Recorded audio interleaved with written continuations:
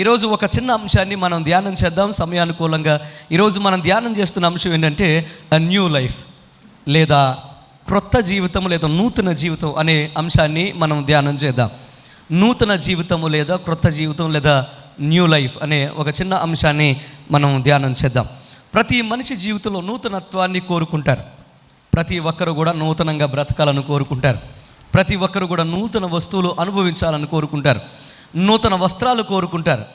మనం గమనిస్తే నూతనముగా ఉండాలని ప్రతి ఒక్కరూ ఆశపడతారు. పాతవి కానీ పాత స్థితిలో కానీ ఉండాలని ఎవరు కోరుకోరు. కానీ మనం ఎంత నూతనంగా ఉండాలని కోరుకుంటున్నా, ఎంత నూతనంగా బ్రతకాలని కోరుకుంటున్నా, మన పాత జీవితము లేదా పాత బ్రతుకులు లేకపోతే పాత అనుభవాలు మనల్ని ఏం చేస్తూ ఉంటాయంటే మరలా వెనకలాగి మనలో నూతనత్వాన్ని తీసివేసి మనల్ని ఒక పాత వ్యక్తిగా లేకపోతే కోల్పోయిన వారిగా లేకపోతే జయము లేని వారిగా విజయము లేని వారిగా మనల్ని నిలబెడుతూ ఉంటుంది. నా ప్రియ సహోదరి సహోదరులారా, జీవితంలో మీరు నిలబడి మీ బ్రతుకుల్లో ఒక అద్భుతం చూస్తూ నూతన అనుభవాల్లో మీరు జీవించాలి అని అంటే ఎప్పుడు కూడా మీ బ్రతుకులో మీరు నూతనత్వాన్ని ఆశిస్తూ నూతనమైన కార్యాలు జీవితంలో అనుభవించడం కోసం మీ మనస్సును దేవుని మీద మీరు లగ్నం చేస్తూ ముందుకు నడవాలి. నూతనత్వం అనేది మన జీవితంలోనికి ఎలాగొస్తుంది, నూతన జీవితం అనేది మనం ఎలా అనుభవించగలం అనేది మనం గమనిస్తే చూడండి, రోమీయులకు రాసిన పత్రిక 12వ అధ్యాయము 2వ వచనాన్ని మనం చదువుదాం. చూడండి, ఈరోజు ప్రత్యేకంగా ప్రతి ఒక్కరి జీవితంలో ఒక నూతన అనుభవం కోసం ఈరోజు మనం చదివిన ఈ యొక్క చిన్న వాక్యములో నుండి ఈ 3 మాటలు మనం ధ్యానం చేద్దాం. ఇప్పుడు ఈ వాక్యాన్ని మీరు గమనిస్తే 2వ భాగంలో నుంచి ఉన్న మాటను మీరు గమనిస్తే, మీ మనసు మారి నూతన మగుట వలన రూపాంతరము పొందండి. ఇక్కడ 3 అనుభవాలు ఉన్నాయి. మొట్టమొదటిది, ఒక వ్యక్తి నూతన అనుభవంలోనికి రావడానికి, ఒక వ్యక్తి నూతన జీవితాన్ని జీవించడానికి వారి జీవితంలో కలిగి ఉండాల్సిన బలమైన శక్తి కలిగిన అనుభవాలు 3. మొట్టమొదటిది, ఆ వ్యక్తి తన జీవితంలో ఏం చేయాలంటే మనసు మారాలి. మొట్టమొదటి చెప్పండి ఏంటి? మనసు మారాలి. రెండవది చూడండి, మీరు గమనిస్తే వాక్యం మీరు పర్టికులర్గా జాగ్రత్తగా గమనిస్తే అక్కడ రాయబడింది ఏంటంటే నూతన పరచబడాలి. 1 మనసు మారాలి, 2 చెప్పాలందరూ కలిసి నూతన పరచబడాలి, 3వది రూపాంతరము చెందాలి. 3వది రూపాంతరము చెందాలి. వింటున్నారా? వాక్యాన్ని మీరు జాగ్రత్తగా గమనిస్తుంది. ఈ యొక్క 2వ భాగంలో ఈ 2వ వచనంలో 12వ అధ్యాయంలో 2వ వచనంలో ఉన్న 2వ భాగంలో మాటను మనం గమనిస్తే 3 మాటలు. మొట్టమొదటిది చెప్పండి త్వరగా, మొట్టమొదటిది మనసు మారాలి, 2వది నూతన పరచబడాలి, 3వది రూపాంతరము చెందాలి. ఈ 3 మాటలు మనం జాగ్రత్తగా గమనిస్తే మన జీవితంలో ఒక అద్భుతమైన నూతనత్వాన్ని మనం ప్రతి దినము మనం అనుభవించగలుగుతాం. వింటున్నారా నా ప్రియ సహోదరి సహోదరులారా? త్వరగా రాసుకొని నా వైపు చూస్తూ ఉండండి. ఈరోజు నా ప్రియ సహోదరి సహోదరులారా, మొట్టమొదటిగా ఒక వ్యక్తి తన జీవితంలో నూతన జీవితాన్ని, నూతన అనుభవాన్ని, నూతన ఆశీర్వాదాన్ని, నూతన అనుభవాలతో కూడుకున్న విడుదల కలిగిన కార్యాన్ని అనుభవించడం కోసం దేవుని వాక్యం చెప్తున్న మాట, పరిశుద్ధ గ్రంథం తెలియజేస్తున్న మాట, మనం బ్రతుకుల్లో మన మనసు మారాలి అని దేవుని వాక్యం సెలవిస్తుంది. మనసు ఎక్కడ ఉంటుంది ఒక్కసారి ప్రశ్నించుకుంటారా? మీ మనసు ఎక్కడ ఉంటుంది మీకు తెలుసా? మీకు మనసు ఎక్కడ ఉంటుంది? మనసు ఎక్కడన్నా బయట ఉంటుందా, లేకపోతే అది మన యొక్క జీవితంలో లేకపోతే మన యొక్క దేహంలో ఒక భాగమా? ఎప్పుడైనా ఆలోచన చేశారా? ప్రతి ఒక్కరూ అనుకుంటారు ఏమనంటే, నేను బ్రతుకుతున్నాను, నేను జీవంగా ఉన్నాను, సజీవంగా ఉన్నాను అని అనుకుంటారు. కానీ ఈ యొక్క మనిషి జీవితంలో ఉన్న భాగాలు చాలామందికి తెలియదు. అందుకోసమే కొంచెం తత్వం తెలిసిన వాళ్ళు, అలాగే కొంచెం చదువు తెలిసిన వాళ్ళు, జ్ఞానము తెలిసిన వాళ్ళు దీని గురించి ఆలోచించడానికి ప్రయత్నం చేస్తారు. మీరు గమనిస్తే సత్యాన్వేషకులు అంటారు చూసారా? సత్యాన్ని గ్రహించేవాళ్ళు, సత్యాన్ని వెతికేవాళ్ళు, లేదా మనిషి యొక్క తత్వం తెలుసుకోవడానికి ప్రయత్నం చేసేవాళ్ళు. ఈ లోకంలో వారు బ్రతకడానికి ఉపయోగపడే గొప్ప అనుభవాలు, మనిషిని గెలవడానికి, మనిషిని జయించడానికి ఉపయోగపడే అనుభవాల గురించి ఆలోచించేవారు దీన్ని గమనిస్తారు, దీని గురించి ఆలోచన చేస్తారు. మనిషి జీవితాన్ని స్థూలంగా 3 రకాలుగా చెప్పొచ్చు. మనిషి జీవితాన్ని స్థూలంగా 3 రకాలుగా చెప్పచ్చు. 1 శరీరము, 2వది మనసు, 3వది ఆత్మ. వింటున్నారా? శరీరము, మనసు లేదా ఆత్మ, ఈ 3 విషయాల కలయికే మనిషి. ఈ 3 విషయాల కలయికే మనిషి.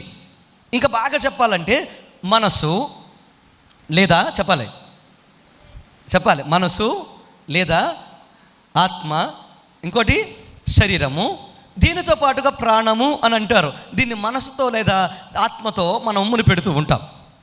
సర్వసాధారణంగా ప్రాణాత్మ దేహాలు కలిగిన పరిపూర్ణమైన ఏకత్వమే మనిషి. దేవునికి స్తోత్రం కలుగునుగా. ఒక వ్యక్తిని ప్రాణము లేకుండా దేహముతో మనసుతో మనం ఊహించలేం. వింటున్నారా? ప్రాణము లేని దేహము మనసు అది బ్రతికి ఉన్నట్ట చచ్చిపోయినట్ట? చెప్పాలి. మనసు ఉంది లోన, కానీ ప్రాణం లేదు, శరీరం మాత్రం ఉంది. ఆ మనిషికి వల్ల ఉపయోగం ఉంటుందా? సరే, ఇప్పుడు శరీరం ఉంది, ప్రాణం ఉంది, మనసు లేదు, వారి వల్ల ఉపయోగం ఉంటుందా? కఠినాత్ములు ఉంటారు, వారి వల్ల ఉపయోగం ఉంటుందా? దేనికి ప్రతిస్పందించరు, వారి వల్ల ఉపయోగం ఉంటుందా? చాలామంది బాధపడుతూ ఉంటారు. మా భర్తకు, లేకపోతే నా యొక్క బిడ్డకు, లేకపోతే నా యొక్క కన్నవారికి, లేకపోతే నా కట్టుకున్న వారికి, నాకు నా జీవితంలో నా స్నేహితులకు, నా యొక్క చుట్టుపక్కల వారికి మనసు లేదండి అంటూ ఉంటారు. మనసు లేకపోవడం ఏంటి అంటే, నీకు అనుకూలంగా వారు ఏం చేయలేకపోతున్నారు? ప్రతిస్పందించలేకపోతున్నారు. అంటే మనసు లేని భర్త వల్ల, భార్య వల్ల చెప్పాలి ఉపయోగం లేదు. మనసు లేని జీవితం వల్ల కూడా చెప్పిన త్వరగా ఉపయోగం లేదు. అంటే శరీరముతో పాటే బాడీతో పాటు ప్రాణముతో పాటు ఏముండాలి? మనసు ఉండాలి.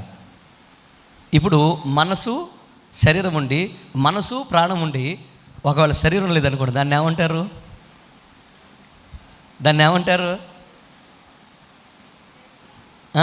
ఎగ్జాక్ట్గా కొంతమంది కరెక్ట్గా క్యాచ్ చేశారు. వాక్యాన్ని మీరు జాగ్రత్త ఫాలో అయితే వెంటనే అర్థమైపోద్ది.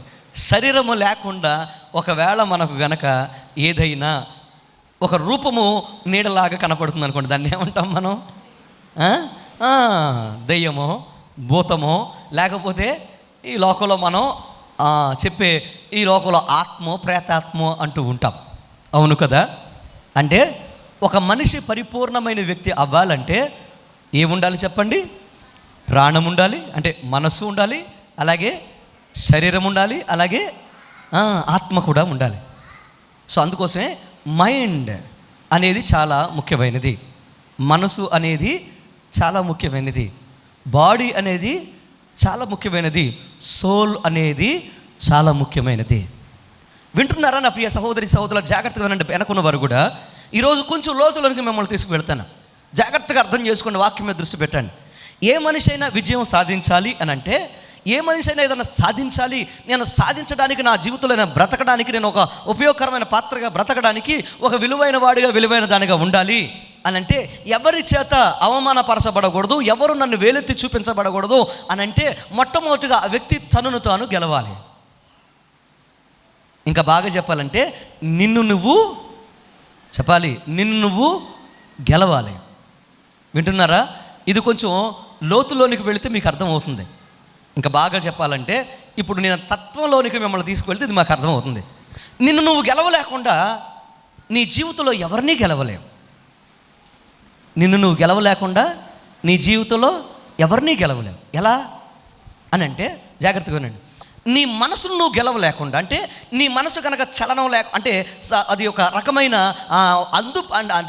అదుపు లేకుండా, అది విచ్చలవిడిగా ఆలోచించే మనసు అనుకో, దాన్ని నువ్వు జాగ్రత్త పరుచుకోకుండా, నువ్వు గంటలలో చేసుకోకుండా ఇతరుల మనసును నువ్వు గెలవగలవా? ఇతరుల ప్రేమను నువ్వు గెలవగలవా? చెప్పాలి.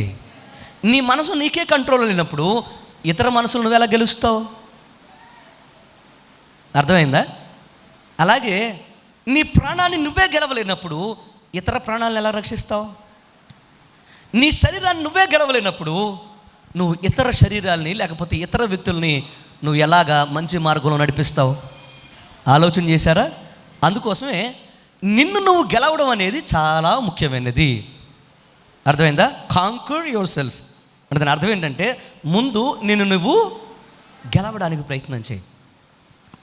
ఏ వ్యక్తి అయితే తనను తాను గెలవగలుగుతాడో, ఇంకా బాగా చెప్పాలని చెప్తాను వినండి. ఇప్పుడు ఈ ఫోన్ ఉందనుకో, జస్ట్ సింపుల్ ఎగ్జాంపుల్ చెప్తున్నాను. ఇప్పుడు ఈ ఫోన్ ఉంది, ఈ ఫోన్ ఇలా ఒక పక్కన పెట్టుకొని నువ్వు పరిశుద్ధ లేఖనాన్ని తెరిచి ఒక అధ్యాయాన్ని చదవడం మొదలుపెట్టావు.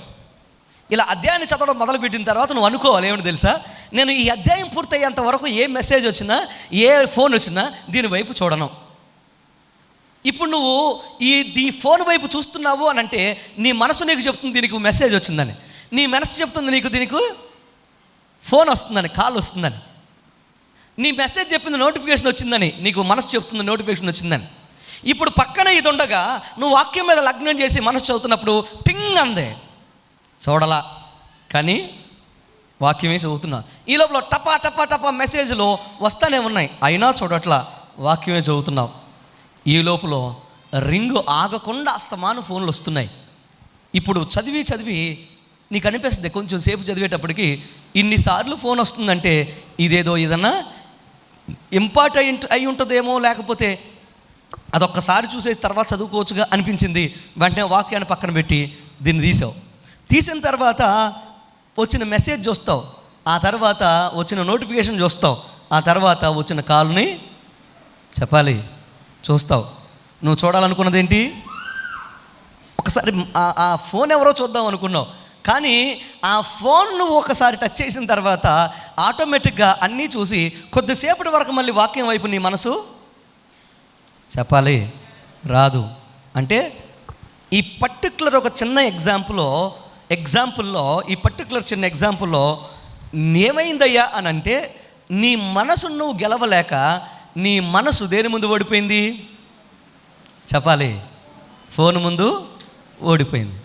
మేబీ అది టీవీ కావచ్చు, ఒకవేళ అది సీరియల్ ముందు కావచ్చు, సినిమా ముందు కావచ్చు, లేకపోతే వ్యక్తుల ముందు కావచ్చు, లోకంలో వ్యసనాల ముందు కావచ్చు, లేకపోతే ఏదైనా త్రాగుడు ముందు కావచ్చు, బానిసత్వం ముందు కావచ్చు, సంబంధం ముందు కావచ్చు, లేకపోతే సరైన స్నేహము కాక దాని ముందు కావచ్చు, ఏదైనా కావచ్చు. నీ జీవితంలో నీ మనసును నువ్వు గెలవనంతసేపు నీ దేహాన్ని నువ్వు గెలవలేవు. పరిశుద్ధ లేఖనాన్ని మనం గమనిద్దాం. చూడండి, గమనించే ముందు ఒక అద్భుతమైన విషయాన్ని చెప్తాను వినండి. ఎందుకనంటే ఈ విషయం గురించి మనం ఆలోచన చేస్తే పరిశుద్ధ లేఖనంలోకి మనం వెళ్ళడానికి చక్కగా ఉంటుంది కనుక. హార్వర్డ్ యూనివర్సిటీలో చాలా అద్భుతమైన ప్రఖ్యాతిగాంచిన ఒక గొప్ప తత్వవేత్త, లేదా తత్వవేత్త అందామన్న ఒక అద్భుతమైన ప్రొఫెసర్ ఇలా మాట్లాడారు. ఆయన పేరు విలియం జేమ్స్ అనే ఒక గొప్ప ప్రొఫెసర్ ఇలా అంటారు. ఏమనంటే, మనం ఉండవలసిన దానిలో సగభాగమే మెలకుగా ఉన్నాం. చెప్పాలి ఏంటి? మనం ఉండవలసిన దాంట్లో సగభాగమే మెలకుగా ఉన్నాం.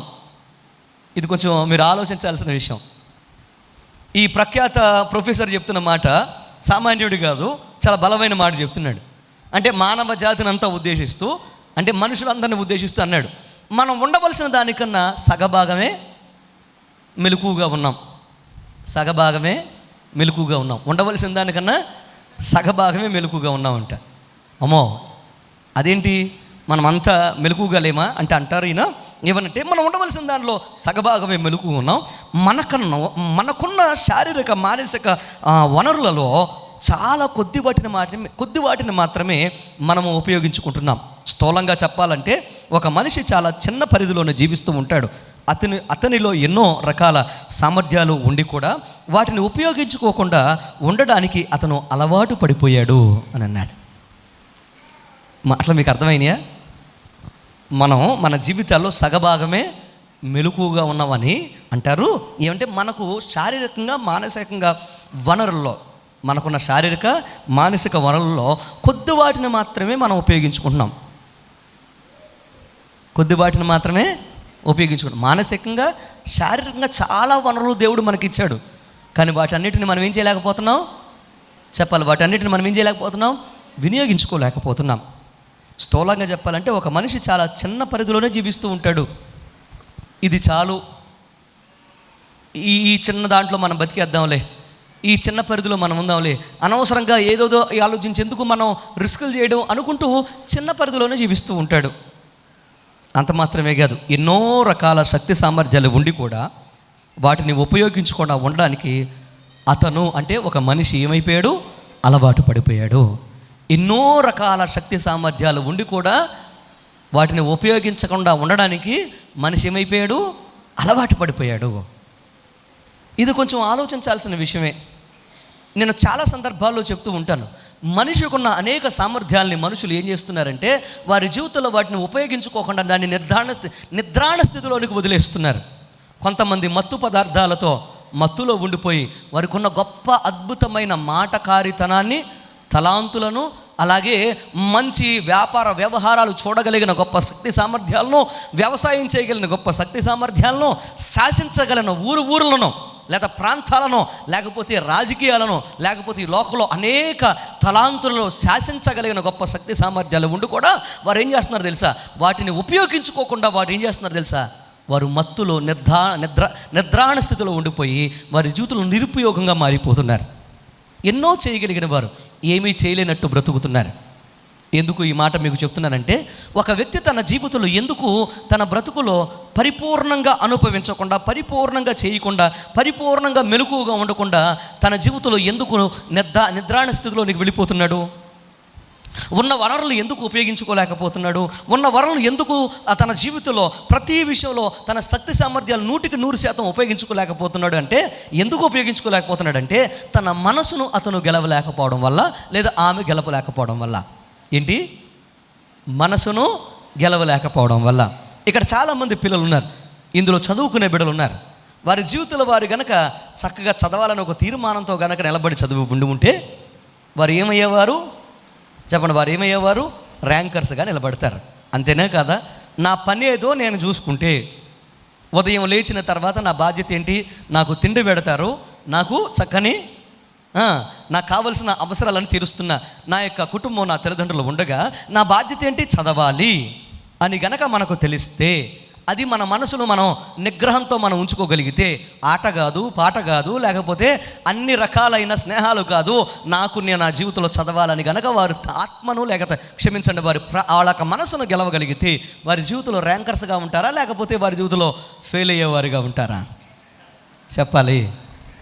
ఖచ్చితంగా ర్యాంకర్స్గా నిలబడతారు. అంటే మనసును గెలవలేనివాడు ప్రపంచాన్ని, ఉద్యోగాన్ని, వ్యాపారాన్ని, సమాజాన్ని గెలవలేరు. అందుకోసమే ప్రతి వ్యక్తి కూడా తను చూసుకోవడానికి ప్రయత్నం చేయాలి. ఈరోజు ఒక సహోదరుడు మంచి అద్భుతమైన మాట అన్నాడు. నేను మాట్లాడుతున్నప్పుడు ఏమని తెలుసా? అయ్యగారు, మన బురద మనం గడుక్కోవాలి, కానీ ఎదటి వాళ్ళు అందరి దగ్గరికి వెళ్ళి అందరి బురదలు మనకు అడగాలని ప్రయత్నం చేస్తే మనకెక్కువ బురద పెట్టేస్తుందండి అని అన్నాడు. ఏంటంట? మన బురద మనం గడుక్కోవడానికి ప్రయత్నం చేస్తే మనం కొంచెం నిదానంగా మన యొక్క బురదంతా తొలగించుకోగలుగుతాం. అందరి విషయాల్లో కనుక మనం దూరేమనుకో, అందరి బురదలు మనకు బట్టి ఇక మనం కడుక్కోవడానికి కూడా అవకాశం లేకుండా మనం బురదలోనే కూరుకుపోతామండి. ఎవడ పని ఆడు చేసుకుంటే మంచిదండి అని అన్నాడు. వెంటనే ఈ వాక్యం నేను చదివిన ఉన్నాను కనుక నాకు వెంటనే కనెక్ట్ అయ్యాడు. ఎందుకు ఈ మాట మీకు చెప్తున్నానంటే, వెంటనే ఆలోచించడం మొదలుపెట్టాను. ఎందుకు ప్రతి మనిషి జీవితంలో నా జీవితాన్ని నేను గెలవగలుగుతున్నానా? నా కుటుంబాన్ని నేను గెలవగలుగుతున్నానా? నా వ్యక్తిగత జీవితాన్ని నేను గెలవగలుగుతున్నానా?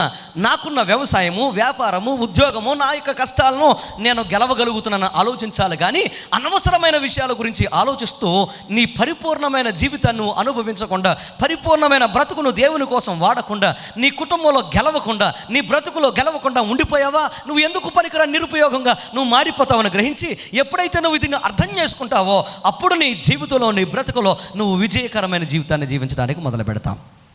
దేవునికి స్తోత్రం కలుగునుగా. అందుకోసమే నా ప్రియ సహోదరులరా, మన జీవితంలో మనం ఏం చేయాలి అని అంటే, మనము మన మనసును గెలిచిన తర్వాత మనము పరిపూర్ణమైన అవకాశాలను వినియోగించుకుంటూ మన బ్రతుకులో, మన జీవితంలో మనం నూతనత్వం వైపు మనం అడుగులు వేయాలి. మొట్టమొదటిది యెహెజ్కేలు గ్రంథం 18:32 చదువుదాం. చూడండి, యెహెజ్కేలు గ్రంథం 18:32 చదువుదాం. కావున మీరు మనసు తిప్పుకొనండి, అప్పుడు మీరు బ్రతుకుదురు. దేవుని పరిశుద్ధ వాక్యం తెలియజేస్తున్న ఒక బలమైన మాట చూడండి. దేవుని యొక్క వాక్యం చెప్తున్న మాట ఏంటంటే, పరవశుడై, జాగ్రత్తగా వినండి, యెహెజ్కేలును దేవుడు ఒక అద్భుతమైన లోయలోనికి తీసుకువెళ్ళిపోయాడు. ఆత్మవశుడై, పరవశుడై ఆ యొక్క భయంకరమైన లోయలో తిరుగుతూ ఉన్నాడు. ఆ లోయలో ఎక్కడ చూసిన భయంకరమైన ఏమున్నాయి?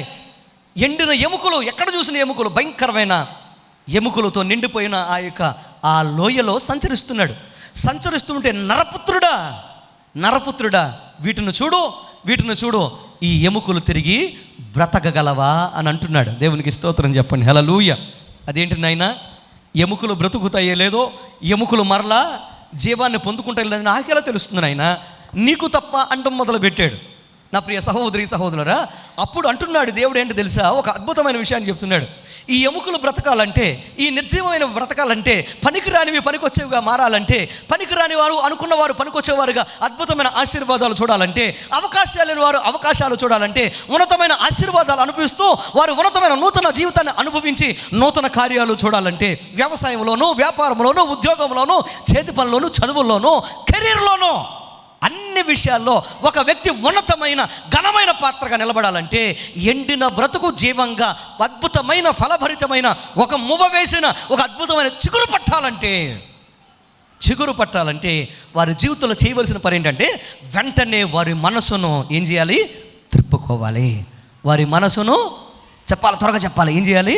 త్రిప్పుకోవాలి. చాలా బలమైన మాట. నాతో కలిసి అందరూ చెప్పండి. ఎవరైతే జీవాన్ని పొందుకోవాలనుకుంటారో, ఎవరైతే ఎండిన బ్రతుకులు, ఎండిన అనుభవాలు, ఎండిపోయిన పరిస్థితుల్లో నుండి ఒక జీవాన్ని పొందాలంటే ఏం చేయాలి? వారు వారి మనసును త్రిప్పుకోవాలి. దేవునికి స్తోత్రం చెప్పండి. హల్లెలూయా.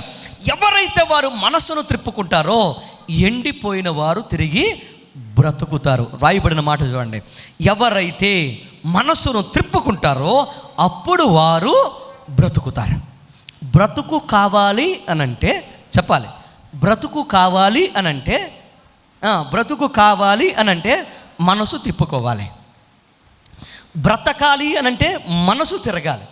మనసు మారకుండా, మనసు తిరగకుండా, మనసు లోకము నుండి త్రిప్పివేయబడకుండా ఒక వ్యక్తి తన జీవితంలో, తన బ్రతుకులో ఉన్నతమైన దేవుని ఆశీర్వాదాలు అనుభవించడం, నూతన అనుభవాలు అనుభవించడం, ఎండిన బ్రతుకులో నుంచి జీవాన్ని పొందుకోవడం అసాధ్యం.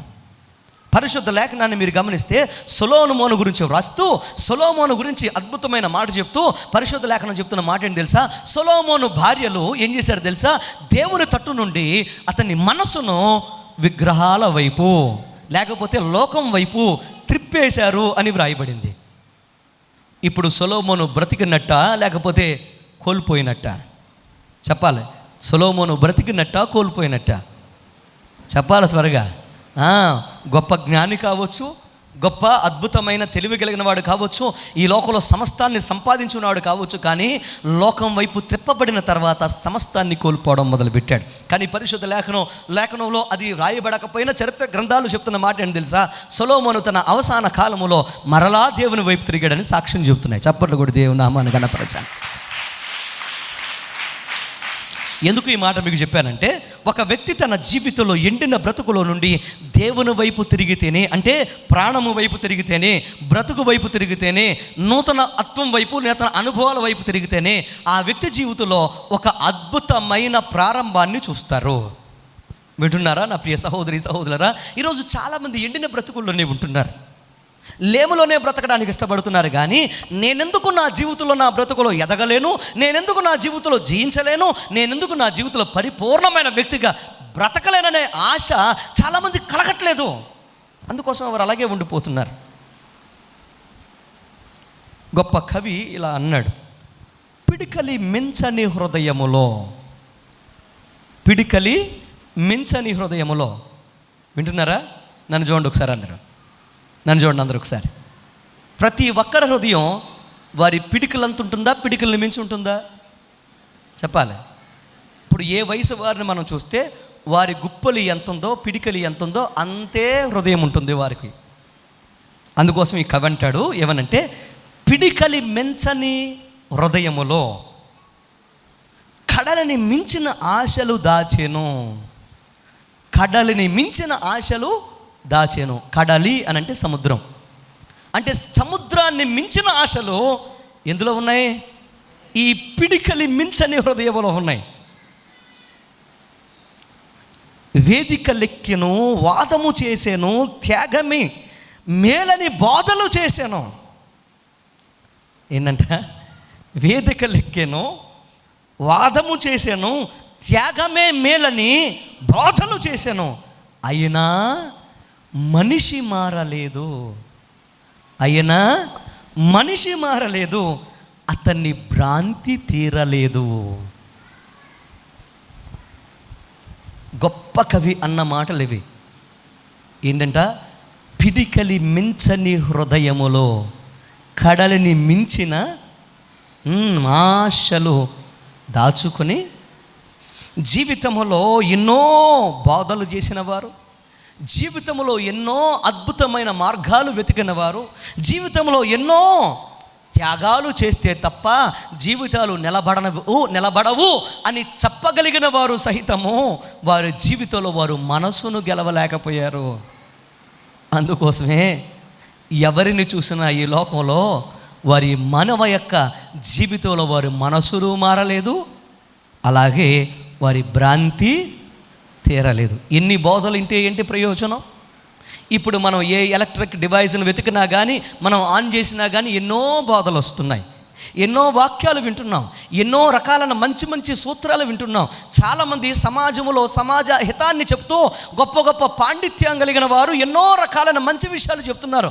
ఎన్ని బోధలు విన్నా, అది దైవ సంబంధమైన బోధ అయినా, సమాజక సంబంధమైన బోధ అయినా, ఎన్ని రకాలైన మంచి విషయాలు విన్నా కానీ ఆ విషయాన్ని విన్న నీవు నీ జీవితంలో ఏ మాట అయినా కానీ హృదయంలో చేర్చుకోగలుగుతున్నావా? హృదయంలో చేర్చుకొని నీ మనసు మార్చుకోగలుగుతున్నావా? మార్చుకోలేకపోతే ఎన్ని బోధలు విన్నా, లేకపోతే ఎన్ని అద్భుతమైన మంచి విషయాలు విన్నా, దానివల్ల నీ భ్రాంతి తీరదు, దానివల్ల నీ మనసు మారదు, నీ బ్రతుకు మారదు.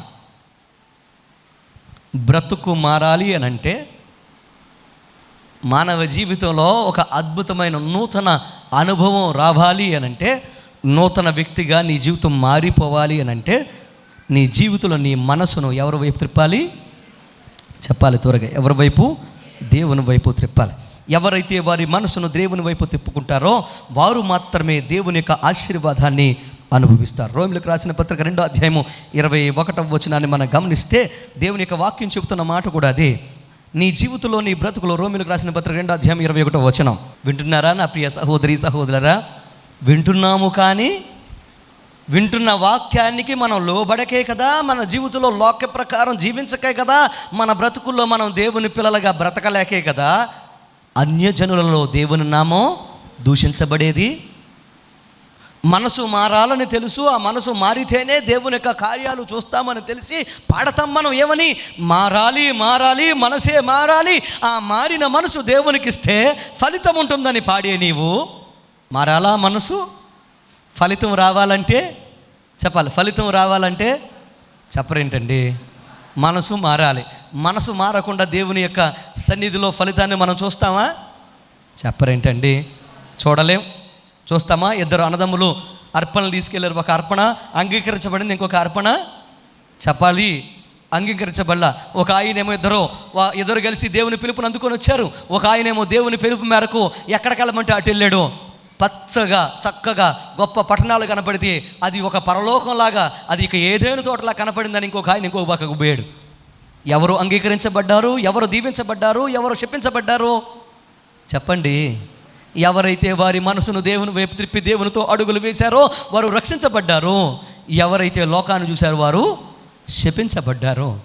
లోకంలో మీరు గమనిస్తే, పరిశుద్ధ లేఖనాన్ని మీరు గమనిస్తే, ఎంతోమంది భక్తులు వారి జీవితంలో భక్తిని అనుసరిస్తూ భక్తిలో జీవిస్తూ అనేకమైన జీవితాల్లో వారి బ్రతుకుల్లో వారి యొక్క బలహీనమైన పరిస్థితుల్లో కూడా వారి బలహీనతలను దేవుని యొక్క సన్నిధిలో చంపేసుకొని, వారి బ్రతుకులు చంపేసుకొని దేవుని కోసం బ్రతికి ఆత్మను గెలిచారు గనక ప్రాణాత్మ దేహాలతో వారు దేవుని యొక్క సన్నిధిలో దేవుని చూశారు. దేవునికి స్తోత్రం చెప్పండి. హల్లెలూయా.